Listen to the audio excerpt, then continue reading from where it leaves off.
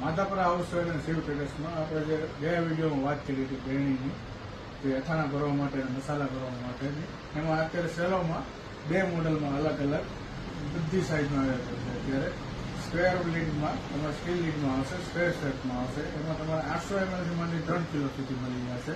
અને એનો coated lead જે નવો શેપ અત્યારે લોન્ચ કર્યો છે એમાં તમારે 600 ml થી માંડી 3 કિલો, 3 કિલોમાં તમારે 3 થી 3.5 કિલોનું બેણી આવશે, જેમાં હેન્ડલ સાથે આવશે અને આખી રેન્જ તમને અવેલેબલ મળી જશે બધી સાઇઝ.